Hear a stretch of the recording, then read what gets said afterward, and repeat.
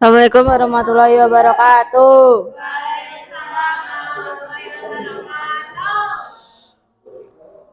Tawasi part 2 saya mau menjelaskan tentang Korean pop atau K-pop yang saya dapat dari Google. Wikipedia. Aku inget semuanya, aku ambil dari situ. Lanjut. Nah, awal mula K-pop. Pada tahun 1885-an muncul genre musik baru yang bernama Changga. Changga sendiri adalah musik adaptasi dari pop barat yang menggunakan lirik bahasa Korea. Di tahun 1910 sampai 1945, musik Changga digunakan untuk mengekspresikan luka dan harapan penduduk Korea selama masa penjajahan Jepang. Jadi di tahun itu tuh lagi dijajahnya, malahan mereka mengekspresikannya lewat lagu. Kok bisa ya? Nah iya kan ya, aneh. Terus tapi Jepang menyita berbagai koleksi Changga yang ada dan menerbitkan buku lirik mereka sendiri. Jadi lagu-lagu yang dibuat waktu ya luka dan harapan itu tuh dirampas semua sama Jepang dan diubah bahasanya ke bahasa Jepang. Musik pop Korea awalnya terbagi menjadi beberapa genre berbeda-beda. Yang pertama sendiri itu genre oldies yang dipengaruhi musik barat dan populer di era 1960-an. Aku mau lebih jelasin oldies, tapi di HP ku nggak muncul. Nggak tahu kenapa. Tulisannya nggak bisa diakses. Kalau dia ada bisa, tapi dipencet nggak bisa. Jadi mungkin itu dewasa. Lanjut. Old kan tua. K-pop idol pertama. K-pop idol pertama kali adalah Seo Taiji dan Boyz yang memperkenalkan musik K-pop dengan unsur rap dan rock pada tahun 1992. Setelah itu mulai muncul hip hop dan dance yang mendominasi tren musik Korea sepanjang tahun 1990-an. Di mereka itu yang pertama kali di dunia K-popan. Seo Taiji terdiri dari 3 anggota. Nah, yang Seo Taiji itu yang kacamataan.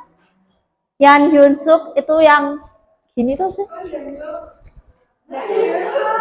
Yang Hyun Suk itu yang anu pulpen itu. Dan Lee Juno itu yang topian.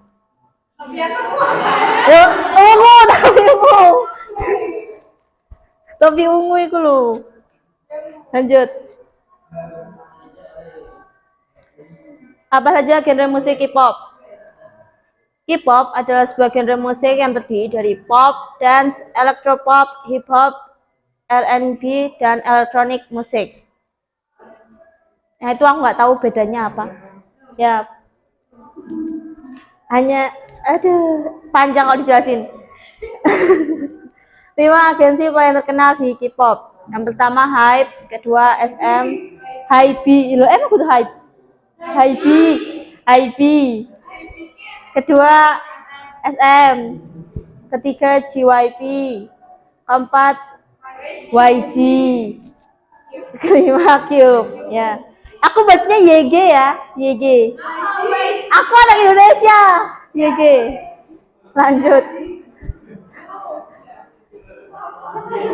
Lanjut, Bayun, lanjut. HYBE Corporation adalah perusahaan hiburan yang didirikan oleh Bang Si-hyuk. Nah, orangnya tuh yang ini loh, nyempil ini. Nah, pada tanggal 1 Februari 2005, CEO saat ini tuh Park Ji-won itu mulai 2021. Grup K-pop yang berada di HYBE antara lain BTS, nah itu BTS, TXT, Seventeen, ENHYPEN, dan New Jeans. Yang paling terkenal itu. Lanjut. Ayo Bayur. SM. Emang itu apa?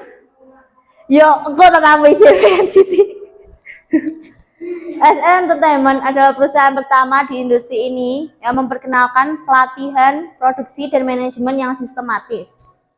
Setelah lulus kuliah, Lee So-man kembali ke Korea dan mendirikan SM Studio pada tahun 1989.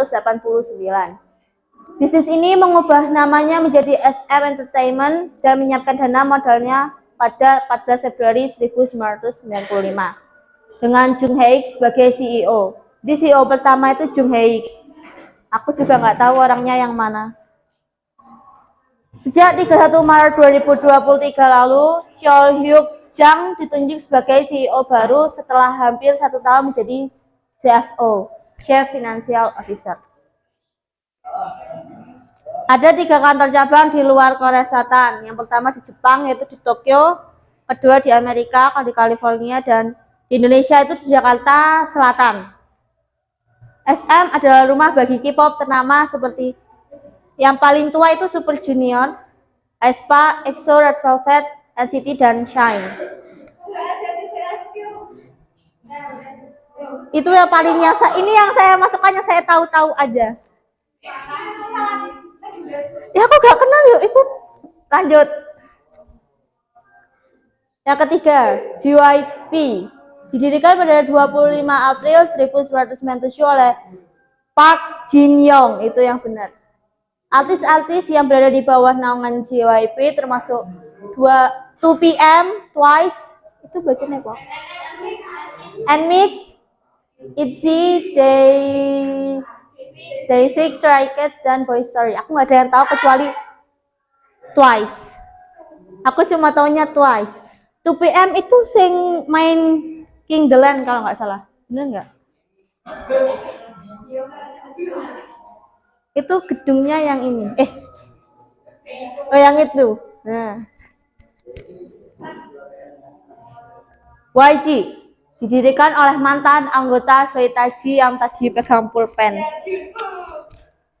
Nah, bernama Yan Hyun Suk pada 24 Februari 1996. Ternyata dia mendirikan YG itu saat dia belum keluar dari bandnya. YG ya, YG. Jadi dia baru keluar dari YG itu tahun 1900. Dia baru keluar dari Seo Taiji and Boys itu 1997. Tapi dia udah bangun YG di tahun tersebut. YG Entertainment merupakan rumah bagi penyanyi K-pop ternama yang telah berhasil menarik perhatian internasional. Seperti Blackpink, Big Bang, Treasure, dan Winner. Aku nggak bisa ngomong R. Ngecek. Kelima, Cube Entertainment didirikan pada 29 Agustus 2006 oleh Hong Seung-sung, mantan presiden JYP Entertainment. Nggak tahu tahunnya kapan. Idol grupnya itu ada CLC, B2B, Pentagon, dan G-Idol. Aku cuma taunya G-Idol. Yang lainnya nggak tahu. Lanjut. Ini K-pop paling terkenal. Grup K-pop sih. Yang pertama yang jelas BTS, nggak ada yang nggak tahu. Bahkan semua yang di sini tahunya pasti K-pop cuma BTS. Padahal jenisnya banyak banget. NCT nggak masuk 5 besar. Mohon maaf ya. Para NCT. Oh enggak, yuk. Ya kan aku juga data 2020 Maret 2023. Yang kedua EXO itu ini EXO. Nah, ini main drakor apa, Cak? Sing anyar, Cak. Ini ganteng ini, Sehun ini. Aku tahunya Sehun. Binas Duo itu loh. Nah, Blackpink lagi loh. Yuk kapan-kapan tak masukkan. Loh, tapi seriusan Twice. Gak mesti Blackpink lah, ini aku tuh Blackpink.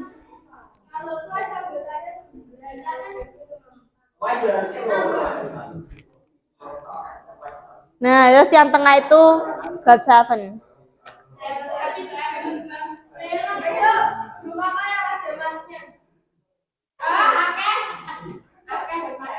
Oke, lanjut. Thank you, Mbak Ais sudah memilihkan fotonya.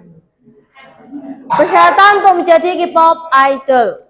Sebelum menjadi idol, semua calon idol harus menjalani pelatihan dan biasa disebut training. Kadang itu ada yang paling muda yang aku nemu itu 13 tahun, dia udah ikut pelatihan biar bisa jadi idol. Jadi mereka berhenti sekolah, homeschooling. Nah, itu mereka belajar ngedance sama vokal. Yang pertama, mengembangkan keterampilan. Mengembangkan keterampilan di bidang musik adalah hal dasar yang penting untuk mengikuti audisi. Karena kan K-pop idol itu nyanyi-nyanyi sama ngedance. Ini termasuk penyanyi dan menari karena sebagian besar idol K-pop akan bernyanyi sambil menari saat tampil di atas panggung. Kedua, pelajari bahasa Korea. Karena kan K-pop itu aja udah Korean pop. Ya.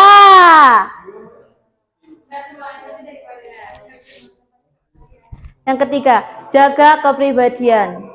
Menjaga kepribadian dengan tidak melakukan hal-hal yang dapat merusak citra atau pandangan dari orang lain sangat penting. Jaga image ya. Di Korea Selatan, para idol dituntut untuk memiliki sifat yang baik dan menawan. Hindari aktif di media sosial saat sudah menjadi trainee. Ini tergantung agensi sih ya, nggak semuanya. Beberapa agensi musik di Korea Selatan ada yang melarang untuk menggunakan sosial media. Jadi mereka kayak di karantina, suruh belajar ngedance sama nyanyi itu tadi. Ya bodoh. 4. Jaga penampilan. Bukan hal yang baru lagi bahwa standar kecantikan di Korea Selatan adalah orang yang memiliki berat badan ideal. Untuk wanita, standar berat badan biasanya di bawah 50 kilo. Untuk pria, berat badan mereka tidak boleh lebih dari 75 kilo. Jadi, K-pop idol juga harus minimal ganteng sama cantik. Karena yang dijual itu penampilannya sama ngedance-nya. Visual, ya visual. Lanjut. Dampak ngefans K-pop. Ngefans ya, ada ngefans sih kita kalau ngefans. Yang positif itu malahan kita tuh gemar banget nabung buat nanti beli album. Nah, ya itu buat nanti nonton konser. Terus bisa bahasa Korea atau punya keinginan gitu belajar bahasa Korea. Mempelajari budaya baru, mendapatkan hobi baru yaitu nyanyi-nyanyi ngedance kan itu hobi baru. Menenangkan pikiran, ngelihat visualnya aja udah healing terbaik. Nah, yang keenam terkadang menjadi semangat belajar karena pingin ketemu itu. Nah, jadi ya itu menambah jaringan sosial karena hampir semua perempuan kan suka K-pop, jadi kayak gampang nambah temen gitu. Nah, dampak negatifnya itu fan work.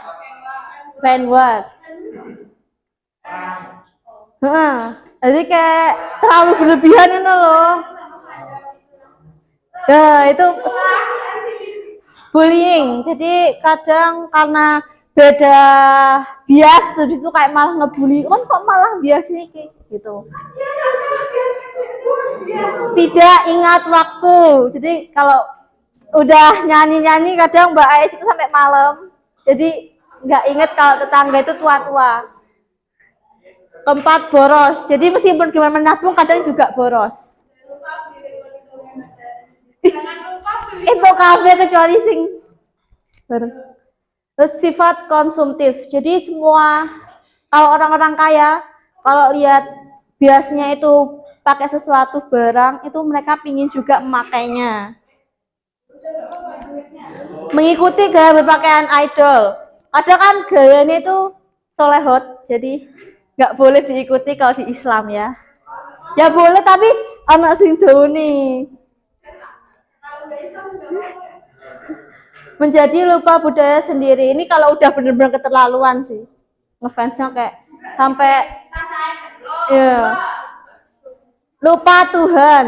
Nah, itu ada beberapa. Jadi terus kayak sampai ninggalin sholat, terus kadang pindah Kristen bisa berharap pacaran biasa maybe. Lanjut. Nah, idol yang berasal dari Indonesia yang bernama Muhammad Rifki Farizayan, lahir Tangerang 23 Februari 2001. Zayan pun resmi debut pertamanya sebagai idol grup Korea Selatan pada Selasa 25 Maret 2023 di Zodiac. Ya. Dia Islam, jadi dia jadi idol tapi dia Islam. Dia tidak, insya Allah kita harus yakin dia tidak makan babi. Benar di bekonya dikucuk-kucuk terus juga. Zayn juga pernah mengikuti Rising Star Indonesia musim ketiga, namun terhenti saat babak live audition. Meski gagal di Rising Star Indonesia, saya sempat mencoba peruntungannya di Indonesia Idol, tepatnya musim 10 pada 2019. Sayangnya, dia di Indonesia Idol, Zayn kembali terhenti di babak eliminasi 3. Jadi dia di Indonesia ditolak, tapi di Korea terima. Wah, keren. Membuktikannya dengan begitu. Kita tolak di negara sendiri, susah di negara orang. Iya, dia dari Indonesia. Tangerang. Dia kayaknya lahirnya di Tangerang, tapi tinggalnya di Palembang. Lanjut. Yang kedua, Ana Agung Ayu Puspa Aditya Karang, atau yang lebih dikenal sebagai Dita Karang. Kenal toh? Kenal, aku ketemu loh. Lahir di Yogyakarta 25 Desember 1996.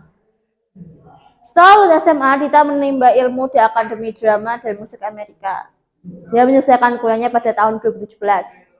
Setelah lulus, Dita langsung mengikuti audisi dan diterima. Sebelum debut, Dita menjalani masa pelatihan. Jadi semua idol itu ada masa pelatihannya itu. Ia juga pernah tergabung dalam komunitas menari ternama di Korea Selatan, 1 Million Dance Studio. Dita kemudian melakukan debutnya bersama Skirt Number, grup idola wanita asal Korea Selatan yang berada di bawah agensi Fine Entertainment pada tanggal 19 Mei 2020. Jadi dia udah 3 tahun sebagai idol. Dia udah 3 tahun jadi idol. Oh, dia Kristen. Ya, ada keturunan raja dari bapaknya. Sekian dari saya. Nggak usah tanya karena aduh, kalau itu saya nggak tahu. Nggak ada yang tahu.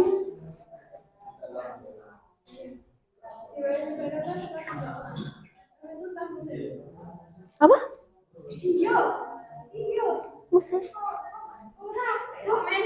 Sekian dari saya. Wassalamualaikum warahmatullahi wabarakatuh.